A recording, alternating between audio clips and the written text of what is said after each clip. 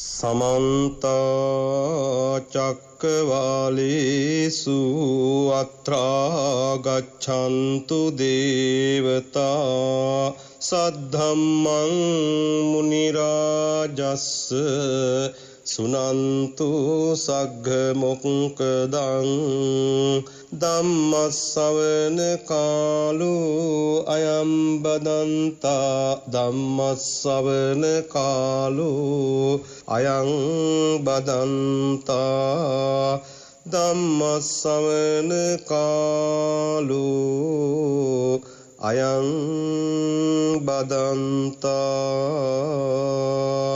नमो तस् भगवतो अरहतो सम्मा सम्बुද්දස්ස नमो तस् भगवतो अरहतो सम्मा सम्बुද්දස්ස नमो तस् भगवतो अरहतो सम्मा सम्बුද්දස්ස තානංච කෝ ඒතං භික්ඛවේ විජ්ජති යං කාය සුචරිත සාමග්ගින් තං නිදානා තත්පච්චයා කායස්ස බේධා පරං මරණා සුග්ගතින් සග්ගං ලෝකේ උප්පජ්ජේය තානමේ තං විජ්ජති තී.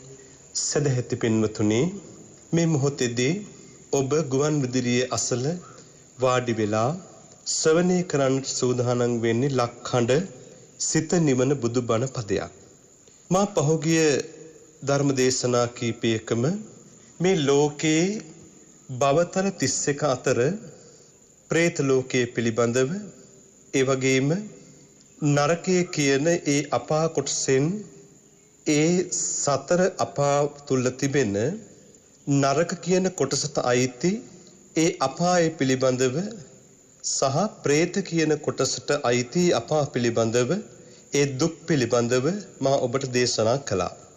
ඒ වගේම මේ ලෝකයේ සැකසීම, මේ ලෝකයේ ආරම්භය, ඒ වගේම මේ ලෝකයේ තුල ලෝක විනාශය සිදුවෙන අයුරු පිළිබඳව මා දේශනා කළා. අද මා බලාපොරොත්තු වෙන ඔබට මේ දිව්‍ය ලෝක පිළිබඳව සහ ඒ දේව කොටස් පිළිබඳව ඔබට යම්කිසි විදිහක අවබෝධයක් දැනුමක් ලබා දෙන්නට මේ ධර්ම දේශනාව තුළින්.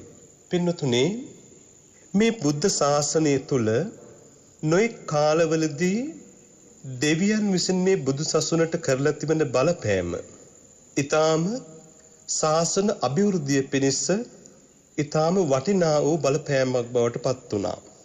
මා එසේ සඳහන් කරන්නේ සමහර දේව කොට්ටාස විසින් බුදුරජාණන් වහන්සේගෙන් විමසන ලද සමහර ධර්ම කරුණු නිසා මේ බුදුදහම තුලට ඊටාම වැදගත් සියලු දිනාටම ප්‍රයෝජනවත් වන දහම් කරුණු රාශියක් එකතු වෙලා තිබෙනවා.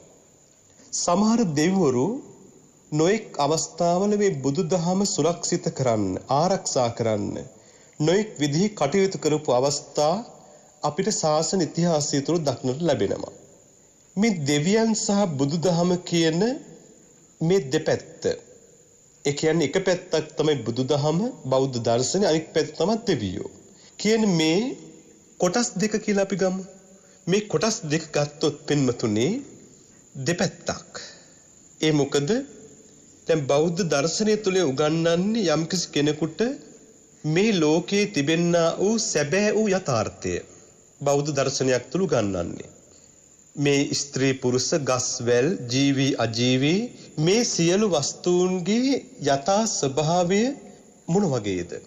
ඒ තුළ තිබෙනා වූ අස්තීර බව අපි දකින, අපි විඳින, ඒ වගේම අපි ලබන, අයිති කරගන්න, හිමිවන සහ අහිමිවන ඒ වස්තුන්ගේ තිබෙන යථා ස්වභාවය බුදුදහම තුලින් දේශනා කරනවා, අවබෝධ කරලා දෙනවා. හැබැයි මේ දේව කොට්ටාස කියලා ගත්තහම මේ දේව කොට්ටාස කියලා කියන්නේ යම්කිසි සත්වයකට මේ කාම ලෝකයේ තුල ලබන්නට පුළුවන් ඉහළම සැප සම්පත් විඳින යම්කිසි ජීවි කොට්ටාසයක්. දැන් මේ දෙවියන්ගේ පහළ වීම පින්වතුනි ඕපපාතිකයි.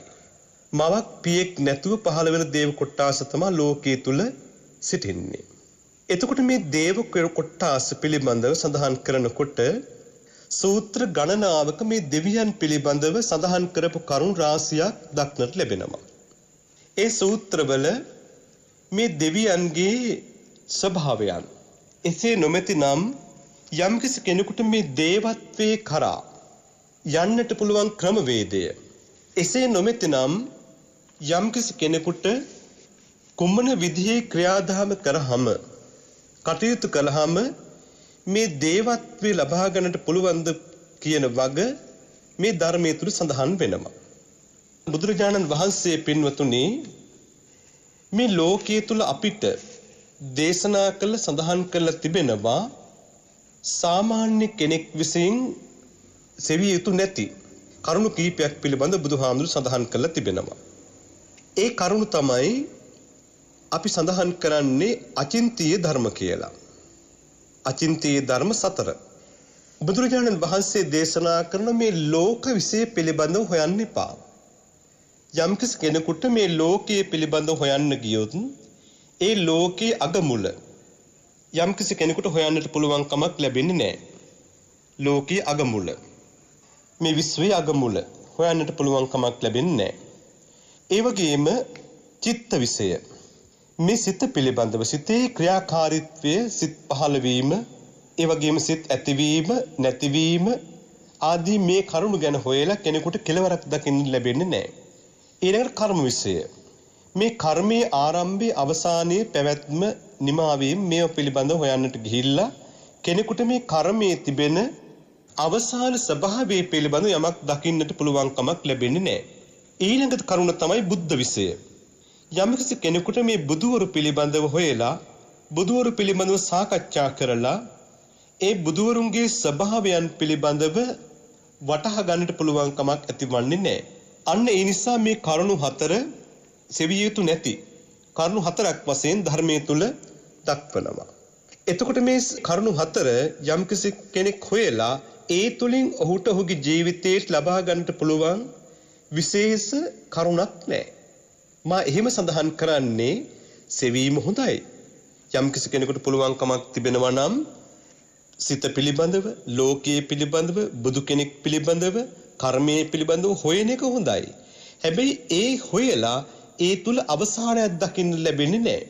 දැන් බුදුරජාණන් වහන්සේ දේශනා කරන්නේ මේ ලෝකයේ තුල දුක කියන ස්වභාවය ස්ථිර දෙයක් නොවුනා නම් බුදුරජාණන් වහන්සේ මේ දුකයි කියන වචනේ ලෝකෙට දේශනා කරන්නේ නැති බව. මේ දුකයි කියන ස්වභාවය ලෝකෙට දේශනා කරන්නේ නැහැ.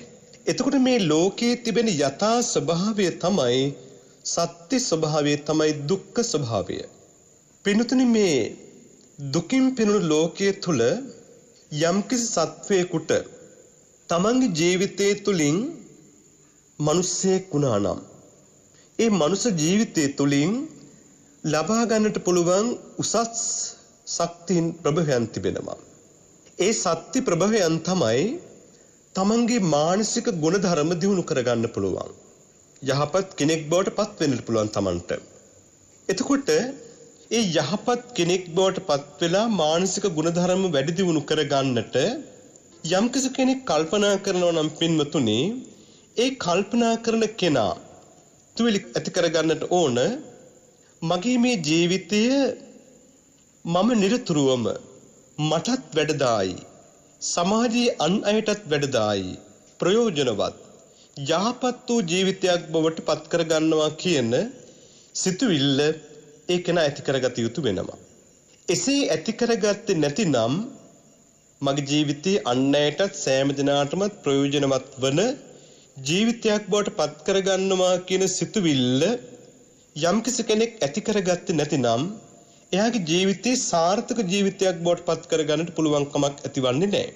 දැන් මේ යම්කිසි කෙනෙක් පින්නතුනේ මේ ලෝකයේ තුල තමන්ට ලැබුණු මනුස්ස ස්වභාවය තුල එයා පන්සල් ආරක්ෂා කරනවා නම් දස කුසල් වඩනවා නම් සතර සංග්‍රහ වස්තු ජීවිතයට ලං කරගෙන කටයුතු කරනවා නම් හේතුඵල ධර්මතා පිළිබඳව යම්කිසි වැටහීමක් අවබෝධයක්ම නෙමෙයි යම් වැටහීමක් තිබෙනවා නම් ආරෂ්ඨාංගික මාර්ගයේ පිළිබඳ යම්කිසි වැටහීමක් තිබෙනවා නම් පංච සීලයේ ආරක්ෂා කිරීමේ වටිනාකම් පිළිබඳව යම්කිසි වැටහීමක් තිබෙනවා නම් දසර කුසල් ශක්තියින් පිළිබඳ වැටහීමක් තිබෙනවා නම් මේ සඳහන් කරන ලද කුමන හෝ දෙයක් පිළිබඳව යම්කිසි වැටහීමක් අවබෝධයක් යම් කෙනෙකුට තිබෙනවා නම් එයාගේ මේ මනුස්ස ජීවිත ස්වභාව පහතට වැටෙන්නේ නැහැ.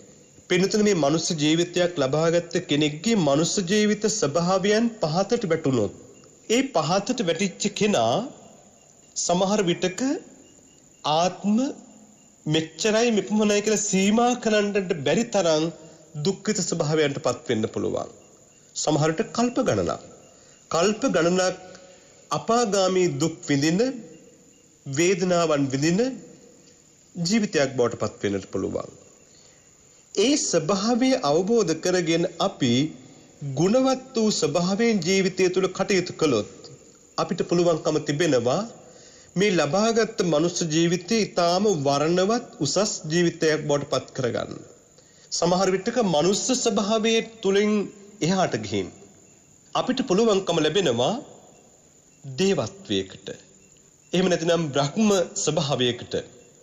තමන්ගේ ජීවිතයේ බ්‍රහ්ම ලෝකයේ ගත්තොත් එහෙම සමහර විට දේව ලෝකයටත් වඩා ඊටාම සියුම් ජීවිත. ඒ කියන්නේ දිව්‍ය ලෝකයටත් වඩා සැප සම්පත් වලින් ඊටාම වැඩි ජීවිතම බ්‍රහ්ම ලෝක ජීවිත. ඒ මොකද දැන් කෙනෙකුට හිතෙන්න පුළුවන් දිව්‍ය ලෝක තියෙන සැප සම්පත් බ්‍රහ්ම ලෝක තිබෙනවද කියලා.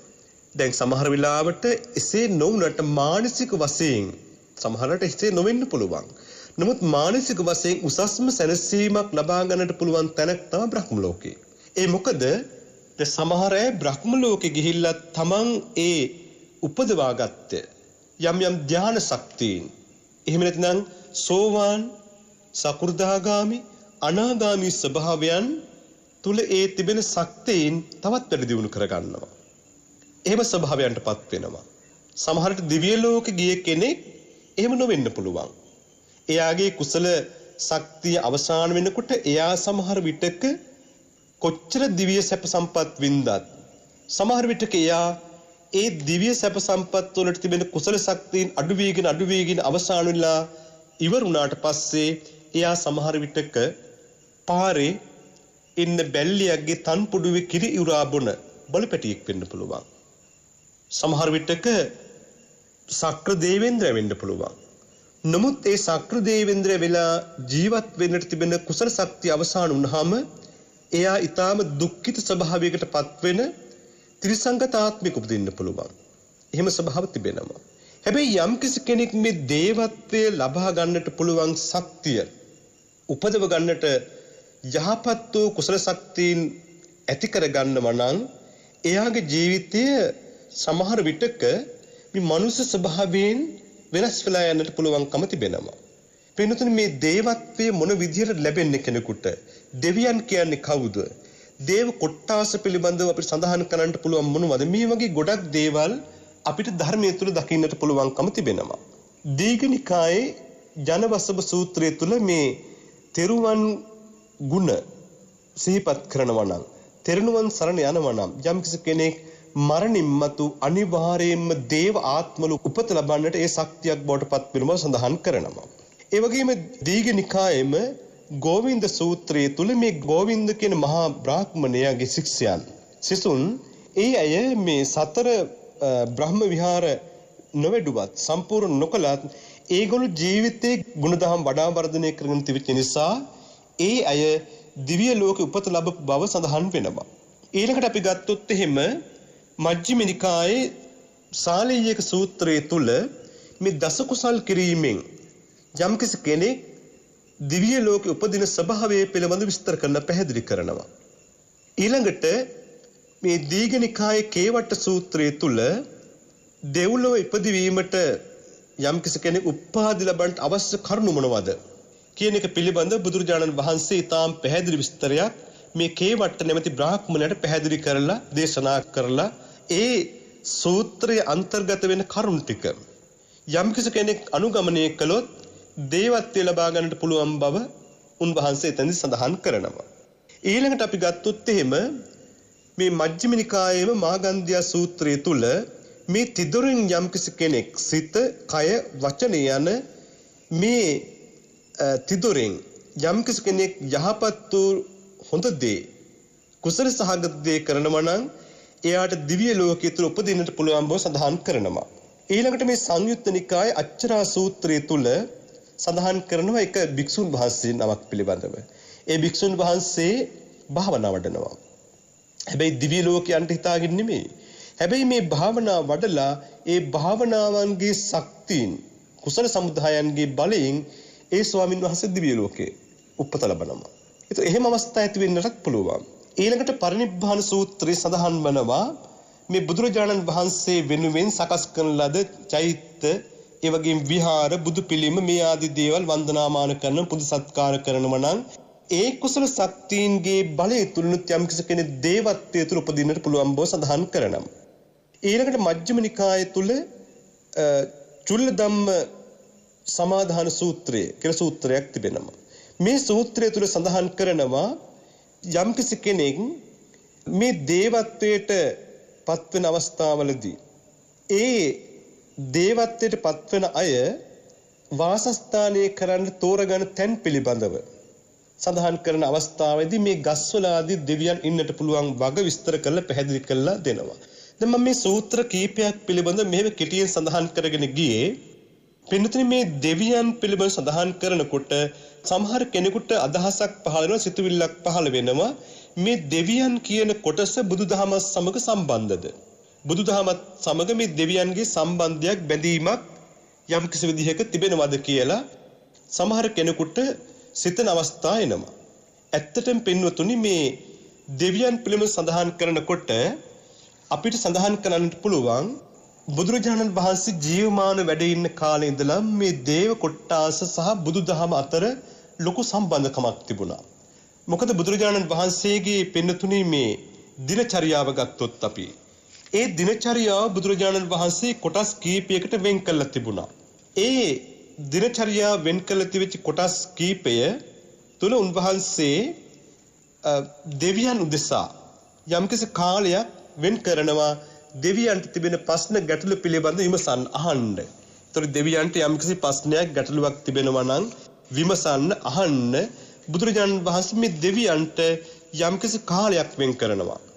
එතකොට මේ කාලයක් වෙන් කරන්නේ මේ දෙවියන්ට Tamanට තිබෙන ප්‍රශ්න ගැටලු පිළිබඳ අහලා විමසලා දැනගන්න. බුදුරජාණන් වහන්සේ මේ උතුම් දහම තුල දෙවියන් මේ දහම සමග බද්ධ කරගෙන ගිහින් තිබෙනවා. සම්බන්ධ කරගෙන ගිහින් තිබෙනවා. ඒ බුදුදහම තුල තිබෙන කරුණු අපි ගත්තොත් එහෙම අර එක තැනක සඳහන් වෙනවා දේව භාෂිත. දෙවියන් විසින් දේශනා කරන ලද කරුණු. එතකොට දෙවියන් විසින් දේශනා කරන ලද සඳහන් කරන ලද කරුණු මේ බුදුදහම තුලට අන්තර්ගත වෙනවා.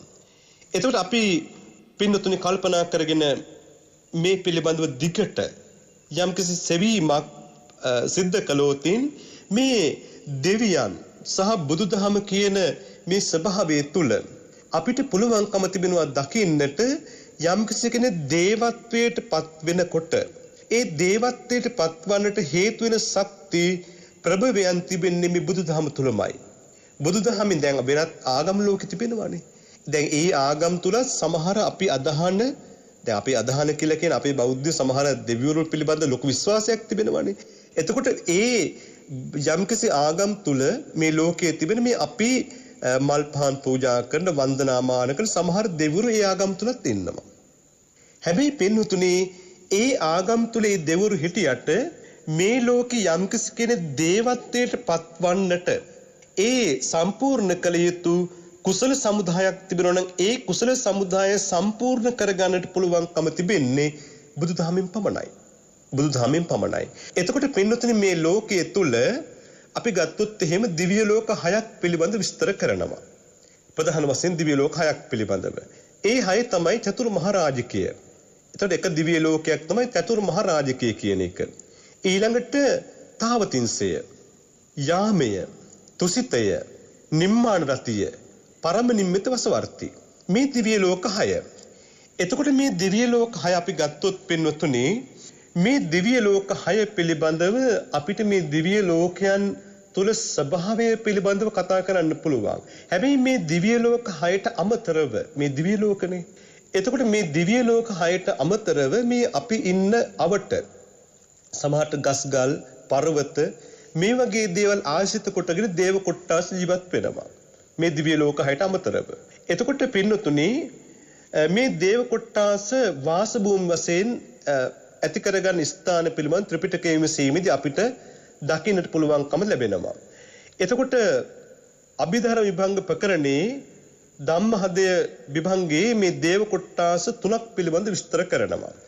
ඒ දේව කොට්ටාස තුන තමයි සම්මුති දේව, ඊළඟ උප්පත්ති දේව, විසුද්ධි දේව කියන කොට්ටාස තුන. එතකොට මේ සම්මුති දේව සහ උප්පත්ති දේව, විසුද්ධි දේව කියන මේ කොට්ටාස තුන ගත්තොත් එහෙම මේ රාජරාජ මහා මාත්‍යාදී මේ සමහර මිනිස්සු දේවත්වයෙන් සලකන පිරිස ඉන්නවා. ඒ දේවත්වයෙන් සලකන පිරිස් වලට උප්පත්තියෙම සමහරලාට ඒගොල්ලෝ රාජකුමාරයෙක් වෙන්න පුළුවන්, රාජකුමාරිකාවක් වෙන්න පුළුවන්. ඒගොල්ලෝ සමහරට මිය පරලොව ගියාමත් මිනිස්සු ඒගොල්ලෝ දේවත්වයෙන් සලකන අවස්ථා තිබෙනවා. එතකොට ඒගොල්ලෝ අපි කියනවා සම්මුති දේව, සාමාන්‍ය සම්මුතියෙන්ම දෙවි කෙනෙක් වශයෙන් සලකනවා. ඊළඟට උප්පත්ති දේව කියලා කියන උපතින්ම දෙවියන් බවට පත්වෙච්ච අය මේ ලෝකේ ඉන්නවා. එතකොට උපතින්ම දිව්‍ය ලෝකේ ඒ දිව්‍ය කුමාරයන්, දිව්‍ය කුමාරයන් බවට පත්වලා උපදින අය. නැත්නම් දෙවියන් සහ දෙවගණන් බවට පත්වලා උපදින අය. ඊළඟට විසුද්ධි දේව. මේ විසුද්ධි දේව කියලා කියන්නේ බුදුපසේ බුදු මහරහතුන් වහන්සේලා. එතකොට මේ ලෝකේ මේ දේව කොට්ටාස තුනක් පිළිබඳ ධර්මයේ තුල සඳහන් කරනවා. ඒ කොට්ටාස තුනෙන් මෙතනින් අපි ගත්තොත් එහෙම දෙකක් මේ සාමාන්‍ය ලෝකයේ තුල. ඒ කියන්නේ සම්මුති දේව සහ විසුද්ධි දේව. ඒතර උප්පත්ති දේව කියලා කියන්නේ අපිට නොපෙනෙන යම්කිසි තැනක උප්පත්ති දෙවියන් වශයෙන් උපදින ඒ පිරිස යම් තැනක ඉන්නට පුළුවන්කම තිබෙනවා. එතකොට මේ දෙවියන් උපත ලබන ඕපපාතික කියලා මම සඳහන් කළානේ. එතකොට මේ දෙවියන් ඕපපාතික උපදින දෙවියන් පින්නතුනේ වාසය කරන තැන් තිබෙනවා. ඒ වාසය කරන තැන් වශයෙන් අපිට හඳුන්වන්නට පුළුවන්කම තිබෙනවා ආකාසට්ට. මේ අහසේ වසන දෙවිවරු ඉන්නවා ලෝකයේ තුල. අහසේ වසන දෙවිවරු ඉන්නවා. ඊළඟට බුම්මට්ට. මේ බුම්මට්ට කියලා කියන්නේ පොළවේ වසන සමහර දෙවිවරු ඉන්නවා. අහසේ වසන දෙවිවරු වගේම සමහර දෙවිවරු පොළවේ වසන දෙවිවරු ඉන්නවා. ඊළඟට පින්වතුනි අපි ගත්තොත් රුක්ක. මේ ගස්වල වාසය කරන දේව කොට්ටාස ලෝකයේ තුල ඉන්නවා. ගස්වල වාසය කරන දේව කොට්ටාස ලෝකයේ තුල ඉන්නවා. ඊළඟට අපි ගත්තොත් වනාන්තරවල විශාල ගස් ආශ්‍රිත කොටගෙන වනාන්තර තුල ජීවත් වෙන දේව කොට්ටාස ඉන්නවා. ඊළඟට පබ්බත විශාල පර්වත ආශ්‍රිත කොටගෙන උපාදි ලැබපු දේව කොට්ටාස ලෝකේ ඉන්නවා. ඊළඟට විමාන. මේ විමාන කියලා කියන්නේ පින්තුනේ මේ විමානයෙන් දකින්නට පුළුවන් තැන් නිර්මාණය කර ගනිමින් තැනින් තැනට ගොසින් ජීවත් වන දේව කොට්ටාසක් තියෙනවා. විමාන එක්ක යම් තැන් වලට යනවා. ගිහිර ජීවත් වෙන දේව කොට්ටාස ඉන්නවා. එතකොට මේ වගේ දේව කොට්ටාස අහසේ, පොළවේ, ගස්වල, වනාන්තරවල, පර්වතවල, විමානවල වාසය කරන සමහර දේව කොට්ටාස පිළිබඳ ධර්මයේ තුල විස්තර කරලා පැහැදිලි කරලා තිබෙනවා. ඊළඟට පින්නතුනේ අපි ගත්තොත් එහෙම මේ ධර්මයේ තුල විස්තර කරනවා මජ්ක්‍ධිම නිකායේ චුල්ලධම්ම සමාදාන සූත්‍රය ආදී සූත්‍රවල මේ ගස්වල වසන දෙවියන් පිළිබඳව සඳහන් කරනවා. ගස්වල වසන දෙවියන් පිළිබඳව. එතකොට සමහර දෙවිවරු මේ ගස්වල වාසය කරනවා. දැන් අර මුලින් ඒ සඳහන් කළද කරුණු අතරත් ඒක කිව්වා. එතකොට ඒ වගේම සමහර දෙවිවරු කොටස් කරන්නට පුළුවන් ආරාමයට අධිග්‍රහිත දෙවිවරු, ආරාම වලට අධිග්‍රහිත දෙවිවරු වශයෙන්. සමහරේ වනවලට, කැලෑවලට අධිග්‍රහිත දෙවිවරු, උක්ෂවලට අධිග්‍රහිත දෙවිවරු. ඒ වගේම සමහර දෙවිවරු පැලෑටි වලට අධිග්‍රහිත දෙවිවරු. ඒ වගේම තන භූමි වල සහ ඊතන වගේ ගස් වලට අධිග්‍රහිත යම් දේව කොට්ටාස ලෝකයේ තුල සිටිනවා. එතකොට මේ දේව කොට්ටාස ඒ දේවල්ට අධිග්‍රහිතව වාසය කරන දේව කොට්ටාස වශයෙන් අපිට දකින්නට පුළුවන්කම තිබෙනවා. ඊළඟට පින්නතුනි මේ පාසාදාදී දේවල් වලට ගොඩනැගිලි වලට අධිග්‍රහිත දෙවිවරු නොඑක් තැන් වල ඉන්නවා. ගෙවතු වලට අධිග්‍රහිත දෙවිවරු මේ වගේ අය ඉන්නවා. ඒක සංයුත්ත නිකායේ වලාහක සූත්‍රය තුල සඳහන් කරනවා මේ කායික යම් යම් දෙවිවරු අපි ගත්තොත් එහෙම ඒ දෙවිවරු පින්නතුනි යම් යම් විදිහේ නොඑක් දේවල් වලට පාසාද වලට එතනින් ගියා පාසාද කියන්නේ ගොඩනැගිලි වලට ඒ වගේම යම් ගෙවතු වලට අධිග්‍රහිතව වාසය කරන දෙවිවරු සඳහන් කරනවා. එතකොට මේ දෙවිවරු වශයෙන් සීත වලාහක දෙවියෝ, ඒ වගේ උන්න වලාහක දෙවියෝ, අබ්බ වලාහක දෙවියෝ, වාත වලාහක දෙවියෝ, ඒ වගේම වස්ස වලාහක දෙවියෝ මේ වගේ දේව කොට්ටාස් පිළිබඳව සඳහන් කරනවා. සමහර දෙවිවරු වාසය කරන ස්ථාන වශයෙන් ඒ විදිහට බෙදෙන අවස්ථාත් ධර්මයේ තුල පැහැදිලි කරලා විස්තර කරලා තිබෙනවා. එතන සඳහන් වෙනවා වලාහක කායිකේවෝ භික්කවේ දේවෝ දේසිස්සාමි තං සුනාත කතමේව භික්වේ වලාහකං කායිකා දේවා සන්ති භික්කවේ වලාහක දේවා සන්ති භික්කවේ වස්සං වලාහකා දේවෝ ඉම උච්චන්ති භික්කවේ වලාහකා කායිකා දේවා. එතෙන් සඳහන් කරනවා මේ දෙවිවරු මොන ස්වභාවයෙන්ද මේ යම් යම් තැන්වලට අධිග්‍රහිත වාසය කරන්න කියන එක එතන විස්තර කරලා පැහැදිලි කරලා තියෙනවා. එතකොට අපි ගත්තොත් එහෙම මම මේ පිළිබඳව තව ටිකක් පැහැදිලි කරන්න ඉස්සරහට එතන පින්නතුනේ ඊළඟට අපි ගත්තොත් පින්නතුනේ මේ දේව කොට්ඨාස පිළිබඳව හිතනකොට සුවඳ ආදී දේවල් ආග්‍රහණය කළ තමන්ගේ ජීවිත පැවැත්ම අරගෙන දෙවරුත් ලෝකේ ඉන්නවා. එතකොට සංයුත්ත නිකායේ මේ පිළිබඳව සඳහන් වෙනවා. එතකොට මේ නොඑක් සුවඳ වර්ග වලට ඒ අධිපතිව ඒවා ආග්‍රහණය කරලා එහෙම නැත්නම් යම්කිසි ගහක ඵල වැල වෙන්න පුළුවන් ඒ සුවඳ ආග්‍රහණය කරලා එහෙම ජීවත් වෙන දේව කොට්ටාසත් ලෝකෙ සිටිනවා. දැන් මෙතන මම මේ කියාගෙන යන්නේ අර දිව්‍ය විමාන වලින් මෙහා ඒ දිව්‍ය විමාන වලින් මෙහා දේව කොට්ටාස පිළිබඳව සඳහන් කරලා යන්නේ. මම අවසාන වෙනකොට ඒ දිව්‍ය විමාන වල පහළ දෙවියන් පිළිබඳව සඳහන් කරන්නට බලාපොරොත්තු වෙනවා. එතකොට පින්නතුනි මේ සමහර දෙවිවරු ඉන්නවා ඒ දෙවිවරු නොඑක් විදිහේ සුවඳ ආග්‍රහණය කළ ආහාර කොටගෙන ජීවත් වෙන දෙවි කොට්ටාස ඉන්නවා. එතකොට ඒ දෙවිවරු සමහරලාට මූල ගන්ධ මේ මුල් වල සුවඳ ආග්‍රහණය කරගෙන ජීවත් වෙන දෙවිවරු ඉන්නවා. ඊළඟට සාර ගන්ධ සාර ගස්වල සාරය ආග්‍රහණය කරමින් ජීවත් වෙන දෙවිවරු ඉන්නවා. ඊළඟට අපි ගත්තොත් එහෙම සමහර දෙවිවරු ගස්වල ඵල ආග්‍රහණය කරගෙන ඒ සුවඳවල් ආග්‍රහණය කරගෙන ජීවත් වෙන දෙවිවරු. ඊළඟට පප්ටිකා මේ පප්ටිකා ගන්ධා මේ සමහර දෙවිවරු ඉන්නවා ගස්වල සිවිය ආග්‍රහණය කරලා සිවියේ තියෙන සුවඳ ආග්‍රහණය කර ජීවත් වෙන දෙවිවරු ඉන්නවා. සමහර දේව කොට්ටාස ඉන්නවා පුප්ප ගන්ධ. සමහර දේව කොට්ටාස යම් යම් ගස්වල මල් වල සුවඳ ආග්‍රහණය කර ජීවත් වෙන දෙවිවරු ඉන්නවා. සමහර දේව කොට්ටාස ඉන්නවා ඵල ගන්ධ. ගස්වල තිබෙන ගෙඩි වල සුවඳ ආග්‍රහණය කර ජීවත් වෙන දෙවිවරු ඉන්නවා. සමහර දේව කොට්ටාස ඉන්නවා රස ගන්ධ. සමහරලාට ගස්වල තිබෙන රසය ආග්‍රහණය කළ ජීවත් වෙන දෙවිවරු ඉන්නවා. ඊළඟට ගන්ධ ගස්වල සුවඳ ආග්‍රහණය කරලා ජීවත් වෙන දේව කොට්ටාස ඉන්නවා. එතකොට මෙන්න මේ විදිහට සමහර දෙවිවරු ගස්වල මුල්වල සුවඳ, ගස්වල සාරය, ගස්වල ඵල, ගස්වල සිවිය, ගස්වල කොළ, ගස්වල මල්, ගස්වල පොතු, ගස්වල ගෙඩි, ගස්වල රස ඒ වගේම ගස්වල සුවඳ මේ වගේ දේවල් ආග්‍රහණය කරලා මේවැ සුවඳ බලලා ජීවත් වෙන දේව කොට්ටාස ඉන්නවා කියන එක ධර්මයේ තුල පැහැදිලි කරලා විස්තර කරලා තිබෙනවා.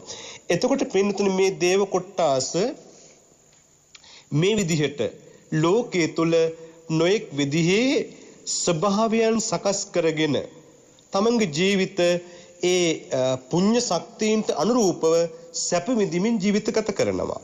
අපි ගත්තොත් එහෙම ත්‍රිපිටකයේ තුල මේ දෙවියන්ගේ වාසභූමි දක්වන තැනදී පින්නතුනි කාමාවචර දේවලෝක 6ක් දක්වලා තිබෙනවානේ. අපි මුලින් සඳහන් කළේ ඒ කාමාවචර දිව්‍යලෝක 6 තමයි චතුරු මහරජකේ තාවතින්සේ යාමී ආදී වශයෙන් සඳහන් කළේ. එතකොට මේ කාමාවචර දිව්‍යලෝකවල උප්පාත ලබන්නට ඇති කරගත යුතු ශක්තියින් පිළිබඳ විස්තර කරනවා. එතෙන්දි පින්නතුනි යම් කෙනෙක් මේ දිව්‍ය ලෝකවල උපාද ලබනවා නම් රූපාවචර ප්‍රථම ධ්‍යාන වැඩි අය උපදින ලෝක තුනක් ධර්මයේ තුල විස්තර කරනවා. දැන් එතන මම එහෙම කියන්නේ යනකොට ඔබ කල්පනා කරයි මේ ටික අහනකොට මේ කියන්නේ බ්‍රහ්ම ලෝක ගැන නේද කියලා. ඔව් බ්‍රහ්ම ලෝක ගැන තමයි. එතකොට මෙතන දක්වනවා මේ කායික දේවෝ කියන වචනයක්. ඒ කියන්නේ මේ බ්‍රහ්ම ලෝකවල උපාද ලැබුවත් ඒගොල්ලෝ දෙවියන් හා සමාන සැපින් යුතුව පිරිසක්. ඒ නිසා මේ බ්‍රහ්ම ලෝකත් දේව ලෝක හා සමාන ස්වභාවයකින් තමයි අපි ගන්නෙ. එතකොට මම මේ ටික පැහැදිලි කරනකොට ඔබට ඒක තේරෙයි. පින්නතුනි කාමාවචර දේව ලෝක 6 තුල උපාද ලබන්නට යම් කෙනෙක් උත්සාහවන්ත වෙනවා නම් රූපාවචර ප්‍රතිම ධ්‍යාන වැඩූ පිරිස උපදින ස්ථාන 3ක් ධර්මයේ තුල විස්තර කරනවා. ඒ තුන තමයි බ්‍රහ්ම පාරිසජ්ජය, බ්‍රහ්ම පරෝහිතය, මහා බ්‍රහ්මයේ කියන ස්ථාන. ඊළඟට ධර්මයේ තුල විස්තර කරනවා රූපාවචර ද්විතිය ධ්‍යාන ලබාගත් කෙනෙක් උපදින ස්ථාන කීපයක් පිළිබඳව. ඊළඟට සඳහන් කරනවා පරිත්තාබ, අපමහනබ, ඒ වගේම ආබස්සර කියන ස්ථාන. එතකොට මේ ස්ථාන මේ ලෝකවල උපාද ලබනවා. ඊළඟට රූපාවචර තතිය ධ්‍යාන ලබාගත් කෙනෙක් පරිත්ත සුබ, අප්පමාන සුබ, සුබ කින්හක කියන මේ ස්ථානවල උපාද ලබන බව ධර්මයේ තුල විස්තර කරනවා. ඊළඟට පින්නතුනි යම් කෙනෙක් මේ රූපාවචර චතුර්ථ ධ්‍යාන ශක්තියින් තුල රූපාවචර චතුර්ථ ධ්‍යාන ශක්තියින් තුල යම්කිසි බලයක් උපදගත්ොත් ඒ කෙනා උපදින ස්ථාන 7ක් ධර්මයේ තුල විස්තර කරනවා. ඒ 7 තමයි වේහප්පලය, අසඤ්ඤස්තය, ඒ වගේම පින්නතුනේ අවීහ්‍ය, අතප්ප, සුදස්ස, සුදස්සි, අකිනිට්ටික කියන මේ ස්ථානවල එය උපාද ලබනවා. ඊළඟට පින්නතුනේ යම්කිසි කෙනෙක් මේ විදිහට උපාද ලබන ස්වභාවය ඒ විදිහට උපාද ලබනවා වගේම යම්කිසි කෙනෙක් අරූපාවචර ධ්‍යාන ලබා ගත්තා නම් ඒ අය උපදින ස්ථාන පිළිබඳව ධර්මයේ තුල පැහැදිලි කරලා විස්තර කරලා තිබෙනවා. ඒතර යම්කිසි කෙනෙක් අරූපාවචර ධ්‍යාන ශක්තියින් ලබා ගත්තා නම් එයා නේව සංඥා ඥා සංඥායතනිය, ඒ වගේම ආකින්චඤ්ඤායතනිය, විඤ්ඤාචඤ්ඤායතනිය, නේව සංඥා ඥා සංඥායතනිය කියන මේ ස්ථානවල ඒකන උපාද ලබන්නට පුළුවන්කම තිබෙනවා. එතනින් අපි ගත්තොත් එහෙම ඒ අර බ්‍රහ්ම ලෝක ගණයට වැටෙන ස්ථාන උපත ලැබීම පිළිබඳ සඳහන් කළේ.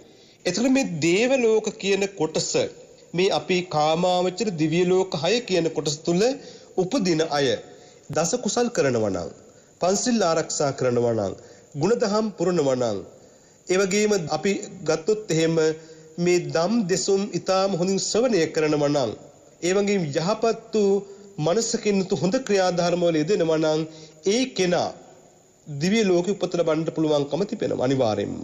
එතකොට වෙනතුනි යම්කිසි කෙනෙක් මේ දිව්‍ය ලෝකෙ උපත ලබනවා නම් ඒ කෙනා ඇති කරගත යුතු ශක්තියින් පිළිබඳවත් තිබෙනවා.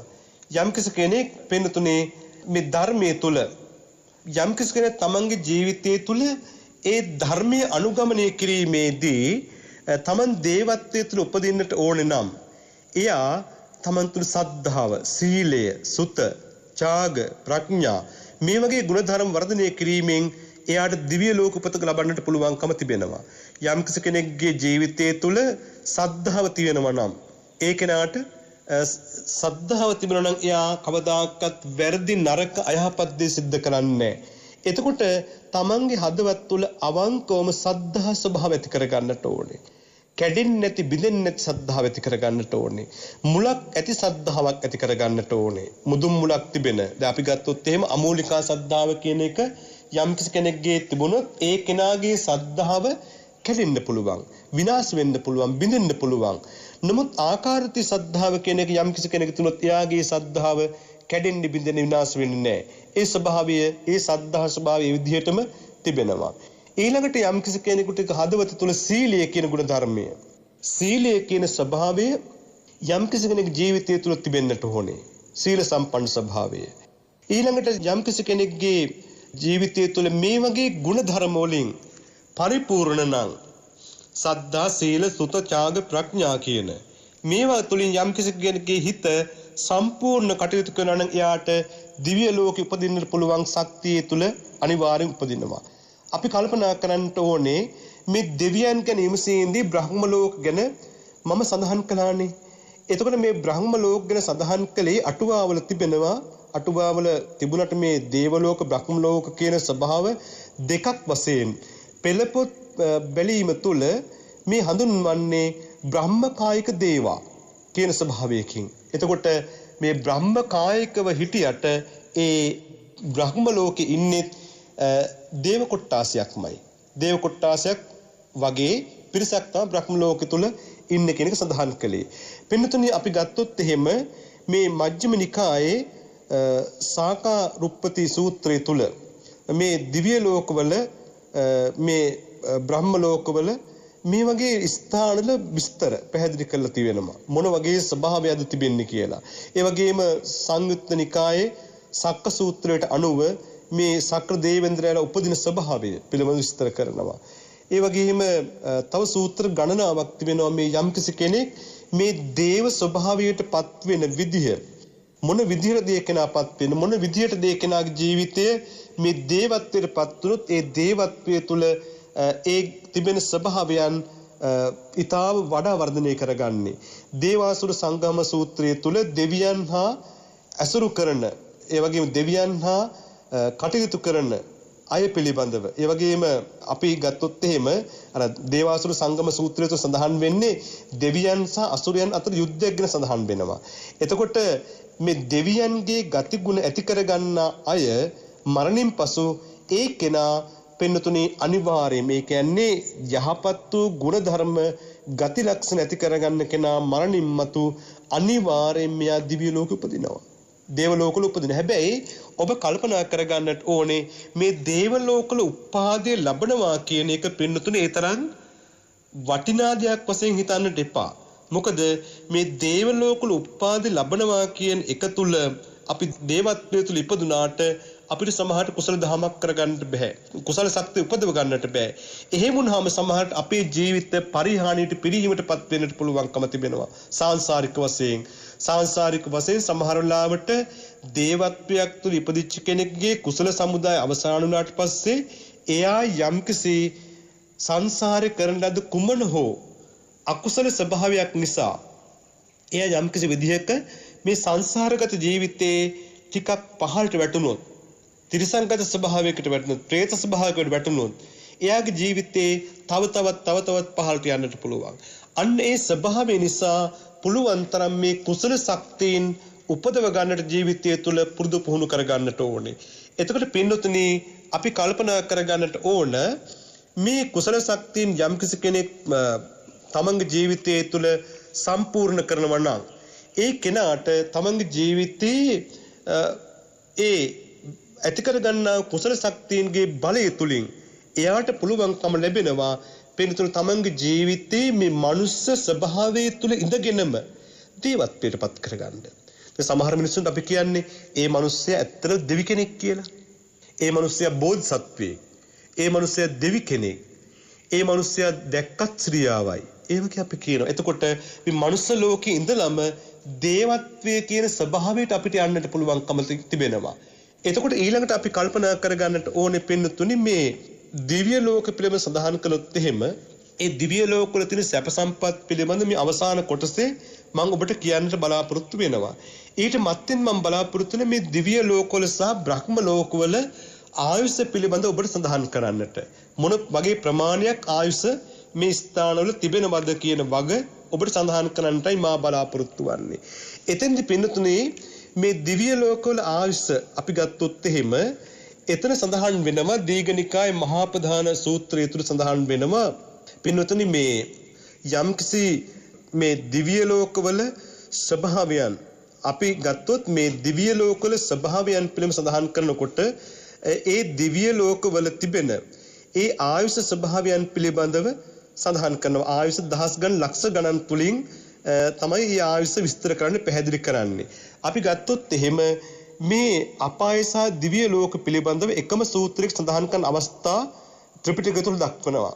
ඒතර අංගුත්තර නිකායේ මුසා සූත්‍රය තුල මේ පව් කිරීමෙන් අපාගත වෙන බවත් පින් කිරීමෙන් සුගතිගාමී ස්වභාවයන්ට දේව ලෝක ස්වභාවයන්ට පත් වෙන බවත් සඳහන් වෙනවා. එතකොට අපි ගත්තොත් එහෙම පින්නතුනේ මේ දිව්‍ය ලෝක ආයුෂ ගැන මම කියනවා කියලා සඳහන් කළේ. එතකොට මේ චතුරු මහා රාජිකයේ කියන දිව්‍ය ලෝකේ ආයුෂ ගත්තොත් මේ චතුරු මහා රාජිකයේ කියන දිව්‍ය ලෝකේ ආයුෂ පින්නතුනේ අවුරුදු 90 ලක්ෂයක් පමණ වෙනවා. මේ චතුරු මහා රාජිකයේ ආයුෂ අවුරුදු 90 ලක්ෂයක් පමණ වෙනවා. එතකොට මිනිස් ආයුෂ අවුරුදු 50ක් මේ චතුරු මහා රාජිකයේ කියන දිව්‍ය ලෝකයක දවසක් මිනිස් ලෝකේ අවුරුදු 50ක් චතුර්මහා රාජකීය කියන දිව්‍ය ලෝකයක දවසක් වෙනවා.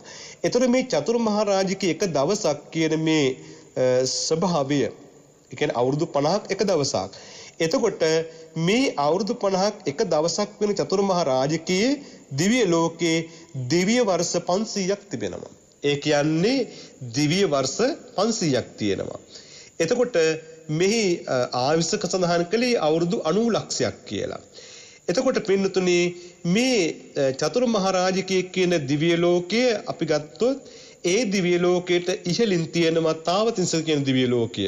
එතකොට ඒක අපි ගත්තොත් එහෙම මේ චතුර්මහා රාජකීයට ඉහළින් තියෙන තාවතින්ස කියන දිව්‍ය ලෝකේ 3 කෝටි ලක්ෂයක් ආයුෂ තිබෙනවා. 3 කෝටියයි කෝටි 3යි ලක්ෂ එකක් ආයුෂ තිබෙනවා. එතන මිනිස් ආයුෂ අපි ගත්තොත් එහෙම මේ ලෝකේ මිනිස් ආයුෂ අවුරුදු 100ක් මේ ලෝකේ මේ දිව්‍ය ලෝකේ එක දවසක් වෙනවා. අවුරුදු 100ක්. එතකොට දිව්‍ය වර්ෂ 1000ක් ආයුෂ තිබෙනවා මේ ලෝකේ. එතකොට දිව්‍ය ලෝකේ මිනිස් ලෝකේ හා සමාන අවුරුදු 100ක් එක දවසක් වෙනවා. එතකොට දිව්‍ය වර්ෂ 1000ක් එහි ආයුෂ වෙනවා. ඒ කියන්නේ තාවතින්සය. ඊළඟට යාමී කියන දිව්‍ය ලෝකේ මිනිස් ලොව අවුරුදු 200ක් එක දවසක් වෙනවා. එතකොට මේකේ එතකොට කෝටි 40 ලක්ෂයක් මෙහි තිබෙනවා මේ ආයුෂ. එතකොට දිව්‍ය වසර 2000ක් ආයුෂ තිබෙනවා.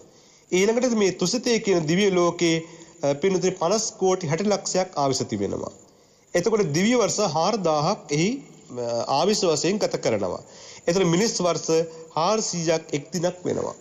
ඒ කියන්නේ පින්නතුනි මෙන්න මේ දිව්‍ය ලෝකේ ඊළඟට මේ තුසිතේ කියන දිව්‍ය ලෝකේ තමයි මේ 50 කෝටි 60 ලක්ෂයක් ආයුෂ කියලා.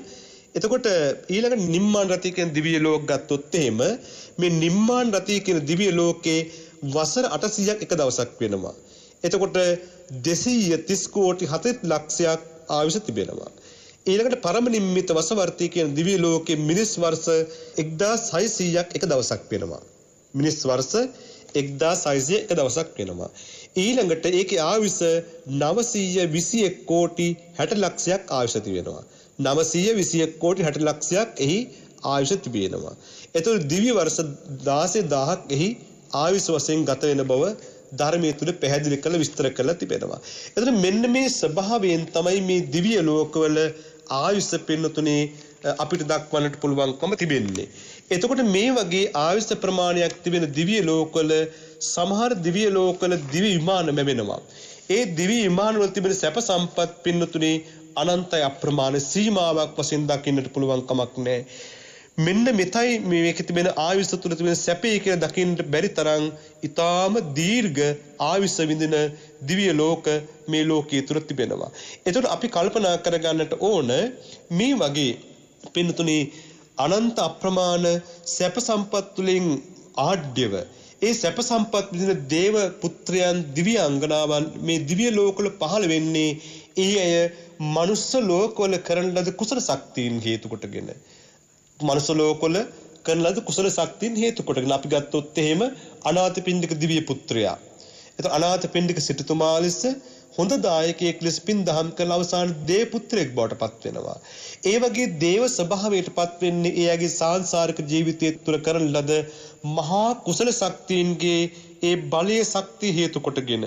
එතකොට ඔබ කල්පනා කරගන්නට ඕන අපේ ජීවිත තුලත් අපි යම්කිසි විදිහකින් යහපත්ව කටයුතු කළොත් ඒ යහපත්ව කටයුතු කරන අපිට ඒ යහපත් ස්වභාවයන් තුල අපිට පුළුවන්කම තිබෙනවා පින්නතුනේ ජීවිත යහපත්ව ගත කරලා මනුස්ස ලෝකයෙන් නික්මුණාට පස්සේ දිව්‍ය ලෝකේ දිව්‍ය පුත්‍රයෙක් වෙන්න දිව්‍යාංගනාවක් වෙන්න පුළුවන්කම තිබෙනවා. හැබැයි ඒ දිව්‍යාංගනාව දිව්‍ය පුත්‍රයෙක් වෙනවට වඩා යම්කිසි කෙනෙක් මනුස්ස ලෝකයේ තුල ගුණධම් පුරාගෙන පින්නතුනේ මේ සාංශාරික ජීවිතේ නිවන කියන ස්වභාවයට පත් කර ගන්නට පුළුවන් නම් අන්න ඒක තාම වටිනවා.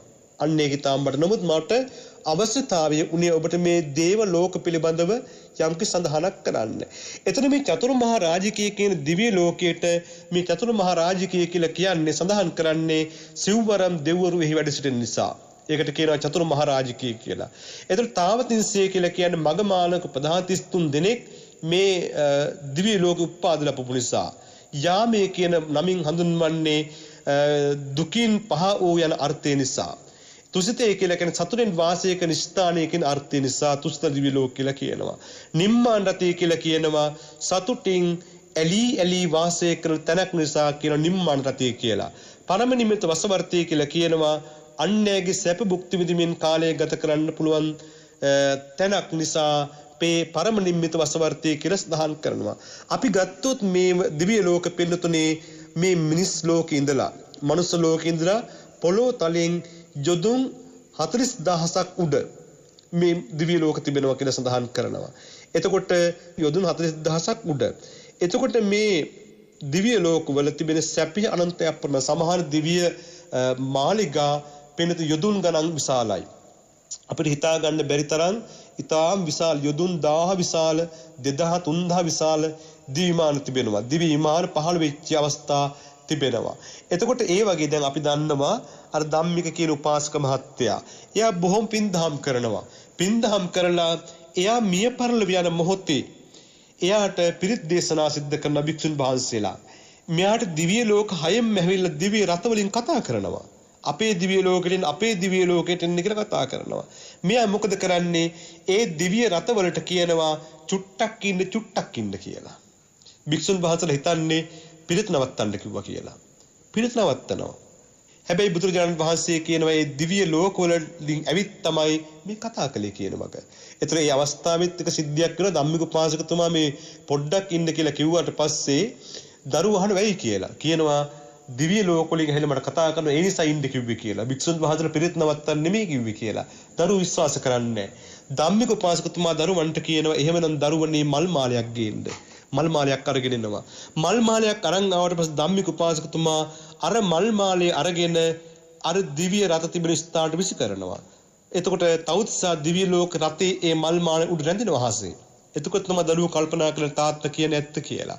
ඒතර අන්නේ වගේ දිව්‍ය විමාන පහළ වෙනවා. පැන් පොකුණු පහළ වෙනවා. මේ දිව්‍ය ලෝකවල තියෙන සැප පින්නතුනි මහා පුදුමාකාරයි. දිව්‍යාංගනාවන් දහස් ගණන් පිරිවරාගෙන මේ දේව ලෝකවල උප්පාද ලබන්නේ. එතකොට මේ දිව්‍ය ලෝකවල තියෙන සැප කල්ප ගණනක් ඒ කියන්නේ විශාල කාලයක් සමහර අවුරුදු ගණන් කියන්න බෑ. දහස් ගණන් වලින් 100 ගණන් වලින් කියන්න බැරි තරම් ඊටාම් අති දීර්ඝ කාලයක් සමහර දේව ලෝකවල සැප සම්පත් විඳිනවා. සැප සම්පත් විඳිමින් කාලය ගත කරන අවස්ථා තිබෙනවා. හැබැයි පින්තුනි කල්පනා කරගන්නට ඕනේ මේ දිව්‍ය ලෝකවල සැප අපි ගත්තොත් එහෙම ඒ සමහරලාවට සැතපෙන යහන පමණක් යොදුන් ගානක් දිග වෙන්න පුළුවන්. ඒ තරම් සැප සම්පත්තියෙන් පිරිච්ච ස්ථාන. ඒ ප්‍රාසාද තනිකර රත්තරන් නිම වෙච්ච, මණික් වලින් නිම වෙච්ච, මුතු වලින් නිම වෙච්ච, දියමන්ති වලින් නිම වෙච්ච මාලිගාවල් ලැබෙන්නට පුළුවන් සමහර තමන්ට ජීවිතය ගත කරන්න. හැබැයි මේ ජීවිතය මේ විදිහට මොන විදිහට ගත කළත් යම්කිසි දවසක අපි කල්පනා කරගන්නට ඕනේ කොයි තරම් සැප සම්පත් වින්දත්, මොනතරම් රසමුසු ආහාර ගත්තත්, මොනතරම් ජීවිතයට ඊටාම් වටිනා සලු පිළිව ඇන්දත් පැනඳුවත් මොනතරම් ජීවිතය තුළ සතුරු සහගතව ගත කළත් නත්ති ගීත ආදී වශයෙන් නැටුම් ගැයුම් උසුළු විසුළු දර්ශන බලමින් කටයුතු කළත් යම් කිසි දවසක මේ ලෝකයේ තුළ පින්නතුනි අපි අත්හැරලා දාලා යන දවසක්, මේ ලෝකේ අපි අල්ලගෙන ඉන්න සියලු දේවල් අත්හැරෙන්න වෙන දවසක් තියෙනවා. අපිට මේ දවසට මේ ලෝකයේ තිබෙන සියලුම දේවල් අත්හැරලා අයින් කරලා අපිට යන්න සිද්ධ වෙනවා. ඒ ස්වභාවය අපි කල්පනා කරගන්නකොට අපිට යම් කිසි දවසක මේ ලෝකයේ තිබෙන සෑම දෙයක්ම අත්හැරලා අයින් කරලා යන්නට වෙනවා නම් අපි මේ මොනවටද මේ අල්ලගෙන ඉන්නේ? මේ ස්ථාන මේ තැන් අල්ලගෙන ඉන්නේ මොනවටද? මේ හැම දෙයක්ම අත්හරින්න වෙනවා. එතකොට මේ අපි දිව්‍ය ලෝකෙ උපන්නත්, මනුස්ස ලෝකෙ උපන්නත්, බ්‍රහ්ම ලෝකෙ උපන්නත් මේ කොයි තැනක අපි උපාද ලැබුවත් පින්නතුනේ මේ සෑම දෙයක්ම අත්හැරලා අයින් කරලා ඉවත දාලා අපිට යන්නට වෙන දවසක් වෙනවා. මේ දවස කොයි දවසක්ද, කොයි විදිහක්ද, කොයි ක්‍රමයකද කියලා අපිට කියන්නට පුළුවන් කමක් නැහැ. එතකොට අපි කල්පනා කරන්නට ඕනේ මේ ලෝකයේ තුල දිව්‍ය ලෝක සැප සම්පත් වින්දත්, මහා රාජත්වයක් ලැබලා ඒ රාජත්වයේ සැප වින්දත්, සක්‍රිය වුණත්, එහෙම නැත්නම් මේ ලෝකයේටම අධිපති වශයෙන් සක්‍රිය රජ කෙනෙක් බවට පත් වෙලා මුළු මහත් ලෝකයම පාලනය කළත් යම් කෙනෙක් අපිට හිතන්න තිබෙන එක දෙයක් තමයි මේ මරණය කියන ධර්මතාවයේ සෑම කෙනෙකුට මෙනවා. මරණය නැති එකම තැන තමයි සාන්ති ලක්ෂණ නිබ්බාණං කියෝ නිවන. නිවනේ තමයි මරණය නැත්තේ. අපි කල්පනා කරගන්නට ඕන අපි දිව්‍ය ලෝක පිළිබඳ අවබෝධය ඇති කරගන්නට ඕනේ. പ്രേත ලෝක පිළිබඳ අවබෝධය ඇති කරගන්නට ඕන. ඒ වගේම සතර අපායන් තුලින් නරකයේ කියන අපා කොටස පිළිබඳ අවබෝධය ඇති කරගන්නට ඕන. මේ අවබෝධය වටහා ගැනීම ඇති කරගත්තාට අපි සතර අපායේ පැත්තකින් දාමුකෝ අපි අපායේ නමුත් මේ දිව්‍ය ලෝක වගේ ස්ථාන පිළිබඳ අවබෝධය ඇති කරගත්තාට පින්නතුනි ඇත්තටම දිව්‍ය ලෝකවල උපත ලබන්න උත්සාහවන්ත කරගන්න එපා. ඒ තුළට වෙහෙසෙන්න එපා. පින්දහම් කරන්න. එතකොට උපාද ලබනන උපාද ලබයි. නමුත් ඔබ සංසාරය තුළ ප්‍රාර්ථනා කරන්න මනුස්සාත්මයක්ම ලබා ගන්න. මනුස්සාත්මයක් ලබාගෙන මනුස්සාත්මය තුළ පිනෙන් පරිපූර්ණව ගත කරන්න. පිනෙන් පරිපූර්ණව ගත කරලා මේ ජීවිතයේ පිනින් පුරව ගන්න. මේ ජීවිතයේ පිනින් පුරවගෙන විතරක් මදි. මේ ජීවිතය තුළ පින්නතුන තිබෙන සියලු අකුසල් ධර්මයන් අයින් කරලා කුසල් ධර්මයන් වඩා වර්ධනය කරගන්න. මේ ලෝකයේ තුල උපාදි ලැබපු අපි කල්පනා කරගන්නට ඕනේ මොනතරම් අපි ජීවිතය ගත කළත් අපිට යම්කිසි දවසක පින්නතුනේ මේ ලෝකේ අනිකුත් සත්වයන්ට වගේම අපිට ජරා ව්‍යාධි ශෝක ආදී ඒ ස්වභාවයන්ටපත් වෙන්න වෙනවා. අපිට මේ ලෝකයේ අපි අල්ලගෙන අයිති කරගෙන මගේ කියලා ඉන්න සෑම දෙයක්ම අහිමි වෙන දවසක් වෙනවා. නැති වෙන දවසක් අපිට එන්නට පුළුවන්. අහිමි වෙන දවසක් නැති වෙන දවසක් වුණාම ඇති වුණාම ලැබුණාම අපිට ඒ දේ තුල දරා ගන්නට බැරි තරම් වේදනාවකින් මත් වෙලා නම් අපි ඉන්නේ. අපිට මේ ලෝකයේ තුල කොහින්ද සැනසීමක්? මගේ සැමියා අත්තර ගන්න බැයි නම්, බිරිඳ අත්තර ගන්න බැයි නම්, දරුවා අත්තර ගන්න බැයි නම්, ගේදර වතු පිටි යාන වාහන අත්තර ගන්න බැයි නම් සංසාරේ අපි අනන්ත අප්‍රමාණ දුකට වේදනාවට ඒ තුලින්මපත් වේවි. අන්නේ හින්දා සංසාරගත ජීවිතය තුළ පින්නතුනේ අර අල්ල ගන්න සියලු දේ අත්තරින්නට පුළුවන් ශක්තියක් ඇති කරගන්න. එහෙම ශක්තියක් ඇති කරගත්තොත් ඔබට සසර දුකින් වේදනාවෙන් ජීවිත ගත කරන්නට වෙන්නේ. ජීවිත ශාස්ත්‍රීය බව ඇති කරගන්නට පුළුවන්කම ලැබෙනවා. ඒ ශාස්ත්‍රීය බව මනුෂ්‍ය ජීවිතයක නැත්නම් ලෞකික ජීවිතයක ශාස්ත්‍රීය බවක් නෙමෙයි. ඒ ශාස්ත්‍රීය බව මේ හදවත තුල තියෙන සිතුවිලි පරම්පරාව ශාස්ත්‍රීය වෙනවා. සිතුවිලි පරම්පරාව ශාස්ත්‍රීය වෙනවා කියලා කියන්නේ සිතුවිලි වලින් අයහපත් නරක වැරදි දේ නෙමෙයි යහපත් නිවැරදි හොඳ දේ සිද්ධ වෙනකොට සිතුවිලි යහපත් වෙනකොට සාංශාරික ජීවිතය තුල අකුසල් ධර්ම ගිලිහෙලා යනකොට අයින් වෙලා යනකොට එයාට සසර දුක කියන එක අඩු වෙනවා. දුක කියන එක අඩු වීගෙන යනවා කියලා කියන්නේ එයාට මේ සංසාරගත ජීවිතයේ තේරුම් යනවා. චතුරාර්ය සත්‍ය අවබෝධ වෙන ස්වභාවයටපත් වෙනවා. එහෙනම් දුකට හේතුව දුක නැති කිරීමේ මාර්ගය කියන මෙන්න මේ කරුණ ටික යම් කෙනෙකුට අවබෝධ කරගන්න පුළුවන් නම් ඒ තමයි තාම වැදගත් වන්නේ. අන්නේ ස්වභාවයටපත් වෙන සිතුවිලි අදහස් ප්‍රාර්ථනාවන් ඔබ අනිවාර්යෙන් ඇති කරගත්තොත් ඔබට යහපත් වූ ගුණවත් වූ ජීවිතයක් ගත කරලා ඔබට සංසාරයෙන් ගැලවෙන්නට පුළුවන්කම තිබෙනවා. දේවත්වයට වඩා ඊටාම උතුම් පින්තුනි නිවන කියන තැන එතනයි සාන්ති ලක්ෂණං නිබ්බාණං කියලා සඳහන් කළේ. එහෙමනම් ධර්ම දේශනාව ශ්‍රවණය කරපු ඔබ හැම දිනාටම මේ ධර්ම ශ්‍රවණය තුළින් අත්පත් වුණු කුසල සමුදායන්ගේ බලයෙන් නිදුක් නිරෝගී භාවයේ ජීවනයේ යහපත් සැලසේවා. සියලු දුක් පීඩා කරදර දුරු වේවා.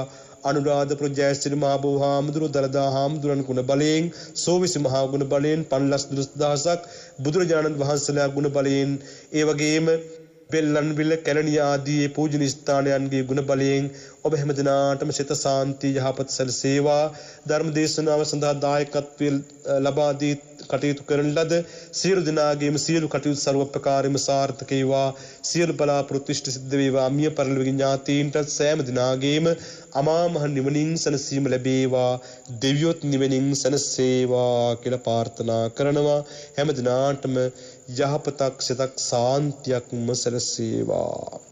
ආකාසට්ටා ච බුම්මට්ටා දේවා නාග මහිද්దికා පුඤ්ඤන්තං අනුමෝදිත්වා චිරන් රැක්කන්තු දේශනම්. ආකාසට්ටා ච බුම්මට්ටා දේවා නාග මහිද්దికා පුඤ්ඤන්තං අනුමෝදිත්වා චිරන් රැක්කන්තු දේශනම්. ආකාසට්ටා ච බුම්මට්ටා දේවා නාග මහිද්దికා පුඤ්ඤන්තං අනුමෝදිත්වා චිරන් රැක්කන්තු මම් පරන්ති. සියලු දෙනාට සම්මා සම්බුදු සරණයි.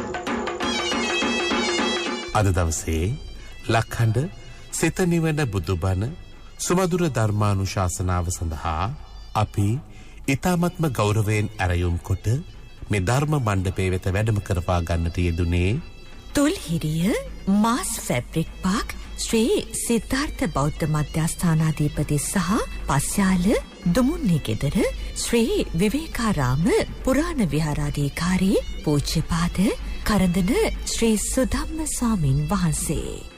අපේ හාමුදුරුවනේ ඔබ වහන්සේ සිදු කරන ආගමික ශාසනික ධර්ම ප්‍රචාරක කටයුතු තව තවත් සිදු කරන්නට ත්‍රිවිධ රත්නයේ ආශිර්වාදයම ලැබේවායි අපි සාදු සිත පෙරදැරිව ප්‍රාර්ථනා කරමු. අවසරයි අපේ හාමුදුරුවනේ. ධර්ම ශ්‍රවණය කළ ඔබටත් සංසාර ගමන කෙලවර උතුම් වූ අමා මහ නිර්වාණ සුවය සාක්ෂාත් කර ගැනීම සඳහා චතුරාර්ය සත්‍ය අවබෝධය පිණිස මේ ධර්ම දානමය පින්කම මේ ධර්ම ශ්‍රවණය හේතු වාසනා වේවායි අපි සාදු නාදයක් පවත්වා ප්‍රාර්ථනා කරමු. ඒ ප්‍රාර්ථනාවත් සමගින් සදහැවතුනි ධර්ම දේශනාව හමාර කරමින් සමුගන්නවා. 07.06 366 166 දුරකථන අංකයට කතා කිරීමෙන් හෝ කෙටි පණිවිඩයක් යොමු කිරීමෙන් ඔබටත් හැකියාව තිබෙනවා ලක්හඬ සිත නිවන බුදුබණ සුමధుර ධර්මානුශාසනාවන්හි දායකත්වය ගෙන කටයුතු කරන්නට. එවෙනුවෙන් ඔබට පිංසිත පහළ වේවා. සියලු දෙනාටම සම්මා සම්බුදු සරණයි.